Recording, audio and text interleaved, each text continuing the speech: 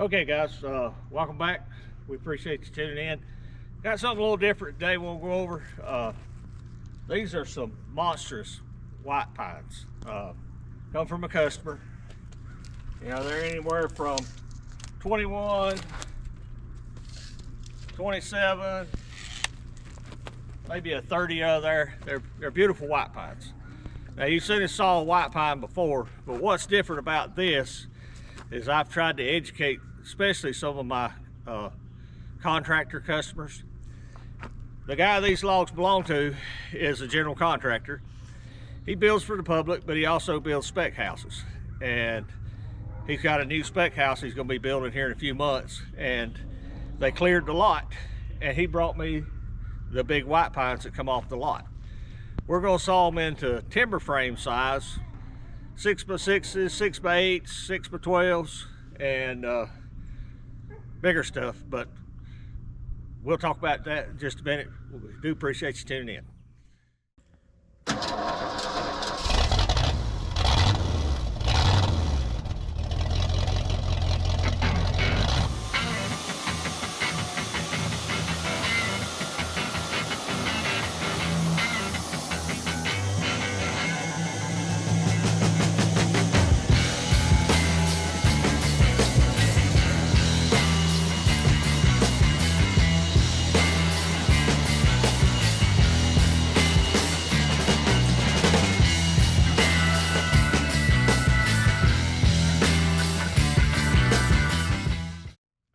Welcome back. I got started and just about couldn't stop talking. What we're doing, the customer's building a spec house and he wants to do a timber frame front porch. And he's done these before and bought the timber from a mill shop, and he told me what he had paid, and it was astronomical. So in the process of me trying to educate him that if he planned ahead, we can saw this stuff, he can let it air dry a little bit before he installs it. So that's what he's done. He's sawed it down. He's brought it to us. They hadn't even broke ground on the foundation yet, but they have cleared the lot. So we're gonna be sawing 6x12s, 6x8s, 6x6s, some 4x4s, 4x8s, and this is all gonna be timber frame porch. And the waste, 1-inch boards, we're just gonna make 1-inch boards out of the waste for him. But this is another way you can help your customers save money or make money in their business. Because this is a straight up spec house. If he built this porch, you know, off the shelf from a local builder supply for $10,000–$15,000, yeah, he's got a beautiful porch. But if he can do the same job for the sawmill, which I figure there's 2,000 feet here maybe, you know, he'll have less than, on the high end, less than $1,500 and having all this built up. He's gonna get the same porch, but he has drastically increased his profit margin, or, you know, if had to be at the end of the job, he could lower his asking price a little bit because there's some money on the table there by him planning ahead and having this sawed at a local mill and putting it into his spec house. Now, every state's a little different. Here in North Carolina, you can use anything like this on the exterior of the house, no issues. I do know that if you're going to use this on the inside of a house, you need to have your engineer put it on the plans. That's how they build a timber frame house out of green lumber. They have a set of drawings from the engineer that specs the size, dimensions, and species of lumber on that plan, and that's what they build with. So just bear that in mind if you ever want to build your own house out of timber frame. Have your engineer put what species of wood you're going to use and stamp it. It'll go right through the building inspection department with no problem. So, that's enough talking. Let's start making some big pieces of wood. We got one loaded on the mill over here. It's 18 foot long. I wanted to start with the longest. We got two 18-footers and they'll get a little shorter. But thanks guys, we'll be right back.